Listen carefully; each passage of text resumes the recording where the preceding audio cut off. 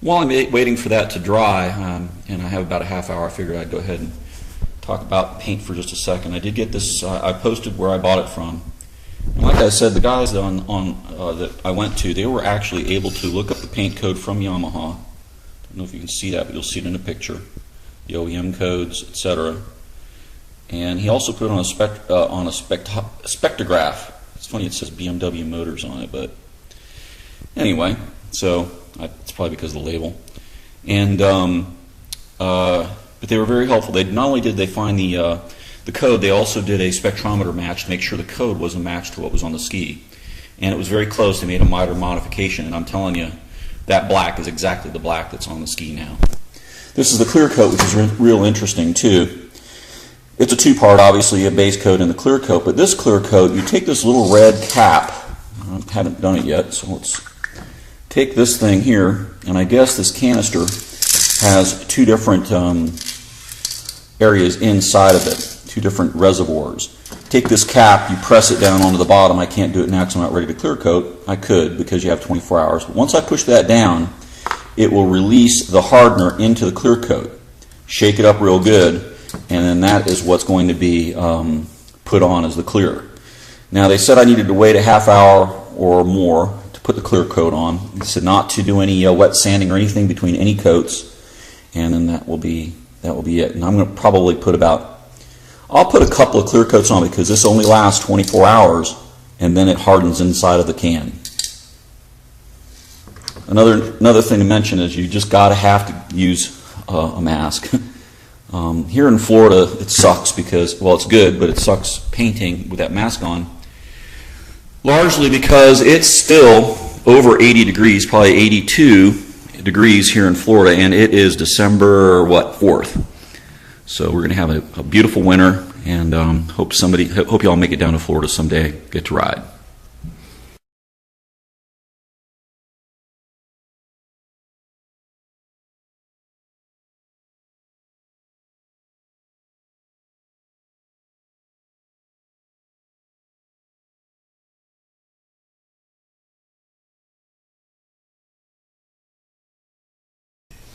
Okay, it's been about a half an hour now, so I'm getting ready to go ahead and put the clear coat.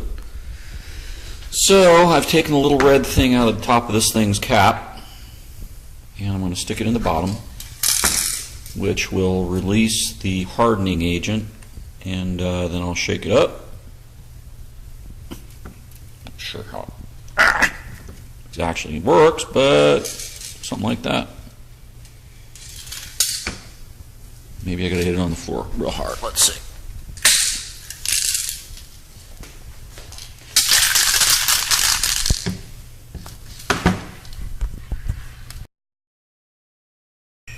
Okay, for the clear coat, I pulled that little cap out of the top, and I guess you just put it in the bottom here, and you push it down. And you can hear it, you probably can't, but it releases the hardening agent into the body of the can, or the main reservoir. And then it says to just shake it up. So I'll do that, and then I'm going to go ahead and clear coat it. We'll see what it looks like after.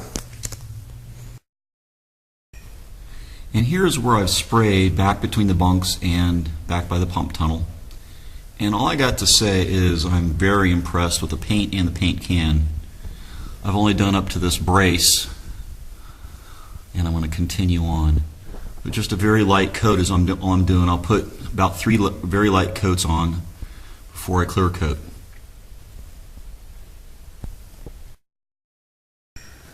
Okay, it's hard to see with the light, but anyway, let me get up close. You can see how I haven't done such a good job in some spots. If you wanted a factory finish, you'd have to do a lot more work than I've done. So that's the way it is. Now, this paint is going on beautifully, and it's hard to resist not just hitting some spots that are just scratches, because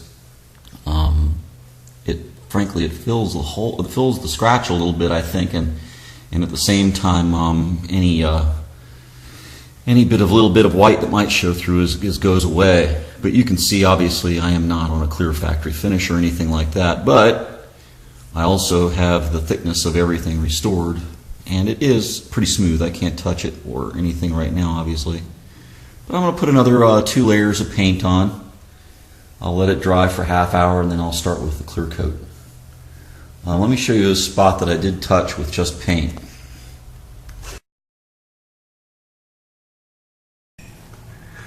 Well, first clear coat is on. Actually, that paint and the can are pretty amazing. So it's come out really pretty. It's really hard to tell with this light shining on everything. You can see where there are obvious imperfections in how it feathered out where the fiberglass mat was. This is enhanced by a great deal by the way that the light is hitting it, but it's there. There's no question about it. If you look down the length of the hull, it's actually pretty good. And that goes all the way down to the pump tunnel, and you can see how it's pretty much all blended in pretty nicely. Let me show you the gouges. That's not so nice. So here what I did was I got, like I said, I smoothed it out. Now you can see, you cannot see anything having to do with where that one little dink was. And that happened actually in a very weird way where I hit the side of the hull there. But anyways, it's gone. And the way I did this is I took, because I didn't want any overspray on this part of the hull or anything like that. And I couldn't show you as I was doing it. What I did though was I took my drop cloth and I held it with one hand kind of above where I was then spraying back and forth with my right hand. And in that way I was getting no overspray. You can see how this is where the cloth was, and so no overspray got onto this area of the ski.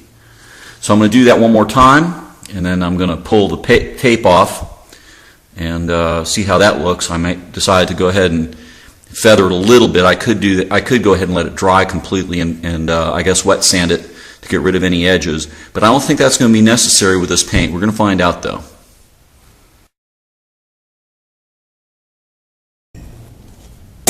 And here are the gouges. Now you can see that the ones towards the back have all but disappeared. I mean, that's really good. I mean, I can't even tell that they're there. Can't run my finger over it yet. You can see the slightest bit right here because of the glare, but nothing of any significance. Actually, that's tape residue, I think. Yep, sure is. So that'll come off. Here's the bad one. Nothing I can do about it right now. It's just downright nasty. So I'm just going to let that one be. It just didn't, for whatever reason, it just did not want to work for me. And it's a seriously terrible repair, but it'll have to do for now, and then we'll take care of some more of that later. When you look at the paint all the way down, you can see that now the hull looks considerably better. Once it's buffed and painted out, I think it's going to look terrific. Of course, I won't do that probably for a couple of days. I have things to do. You can see where, if you look closely, there are still scratches there. Those were never touched. They were just very superficial, and I'm not going to mess with those. I'm just going to leave them be and go from there. There was a scratch right in here that actually looks better than the rest of the hull because it was taken care of and painted. And like as an example, this spot right here was not. So theoretically, if you were to really want to make this thing right, in my opinion, and that's not worth much, you can certainly, with a little bit more effort, I think, not a whole lot more effort than I put into it, you could refinish the entire hull to look just like a mirror finish. If you look down the length of the hull, you can see it's looking pretty good. I mean, from the top to the bottom. Now, of course, my keel is much thicker than it was before, which it needs to be because I do beach it. I jump over freaking logs and alligators. So it's just the way you do here in Florida if you're riding very much.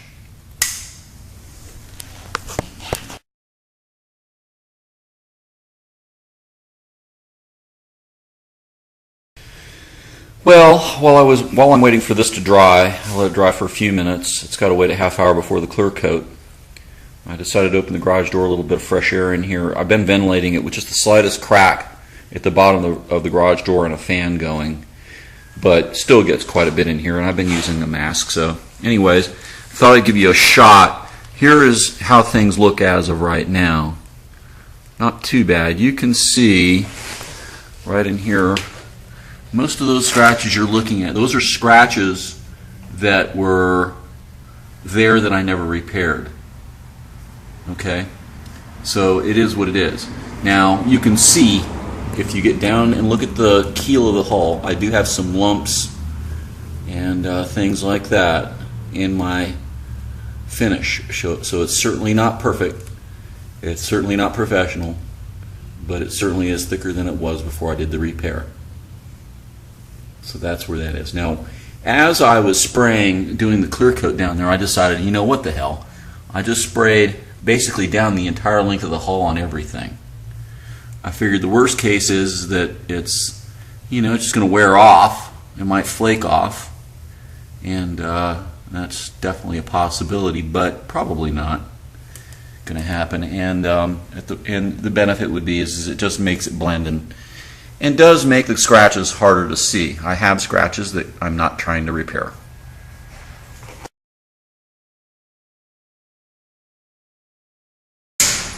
This is the area where I hit the bow, if you remember, and man, I'll tell you, you can't hardly even tell that there was any sort of scratches in this area whatsoever now.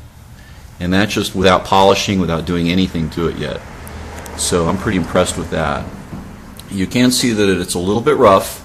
It's not a nice smooth clear yet, but it will be once it's been polished and waxed. And all the way down through the same way. It all has to be compounded, but that won't happen for a couple of days. And my only major disappointment is that one gouge that for whatever reason it wouldn't dry if you looked at the video, which is right there in the middle of the picture. So that I'm not going to do anything with right now. I'm going to go ahead and just let it be, and I'll work on it. But the other gouges that were just as deep and almost as bad are completely gone. I mean, you can't tell there was anything down there.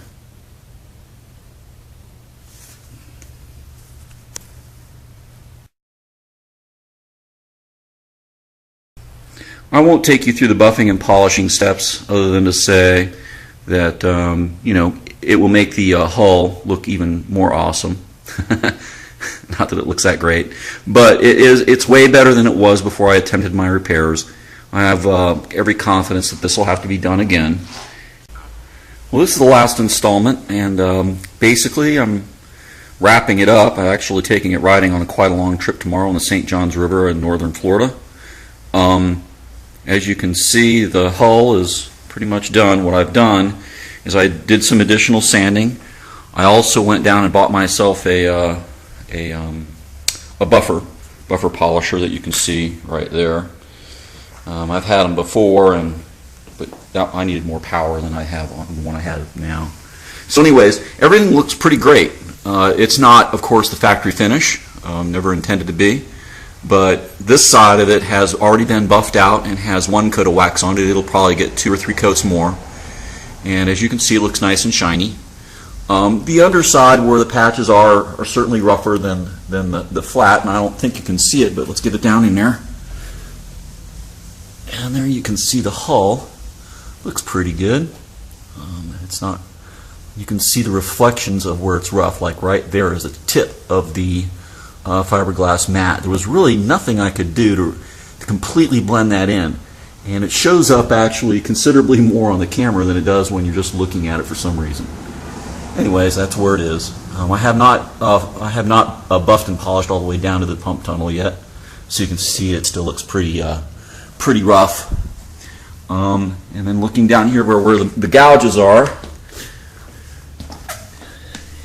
you can see, there's still a little wax on this one. Actually, that's one of the gouges. Up in here, where these gouges were originally, they are very smoothed out now. Obviously can see them a little bit, and this is that one gouge that I've never been happy with. You can see it's still pretty very, very rough, and man, I'll tell you, I don't know what the heck I could have done more with it, but the next time I have to do this, I'm going to certainly pretty much grind that on back out and start all over again on it, but for now it's just got to do. But the rest of it I'm very happy with. The ski actually looks many times better on the underside than it did, obviously, because it's been patched up and painted where it's appropriate. And while it's not the glossy finish of the factory, it is a very nice looking finish, and it'll do.